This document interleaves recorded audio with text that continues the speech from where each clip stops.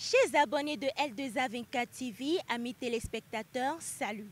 Dans la nuit du mercredi 20 au jeudi 21 octobre 2021, les députés de la 8e législature ont voté la loi portant modification de la loi numéro 2003-4 du 3 mars 2003 relative à la santé sexuelle et à la reproduction. Cette loi s'est également penchée sur la question de l'avortement. Désormais, l'avortement au Bénin est chose légale. Que pense la population de Parakou sur cette décision? Pour le savoir, c'est tout de suite.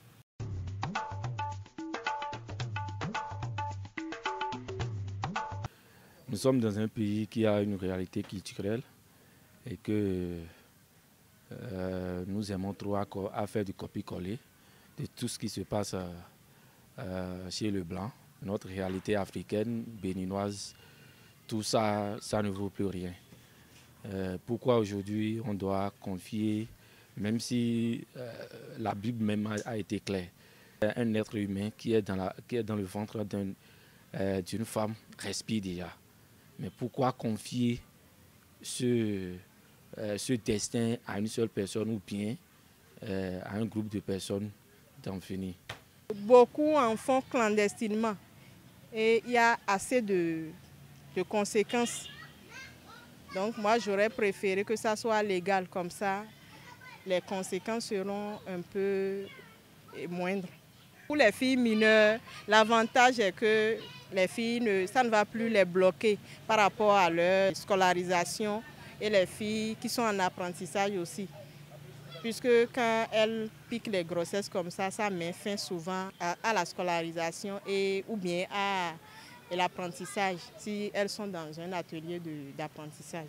Cela permettrait peut-être à nos élèves, une fois enceintes, pouvoir, en tout cas, comment dirais-je, savoir peut-être mettre fin à cette grossesse pour permettre à l'enfant de continuer ses études.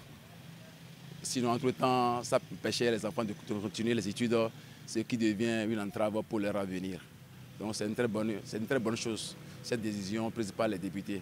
Nous sommes dans un pays, d'abord, en voie de développement, et l'opportunité d'une loi pareille dans un pays comme le Bénin, elle est vraiment la malvenue. Parce que dans les pays où on a de ces genres d'autorisation, d'abord, il y a plusieurs enquêtes qui se mènent. Il y a d'abord des preuves palpables pour peut-être attester que la grossesse provient d'un viol.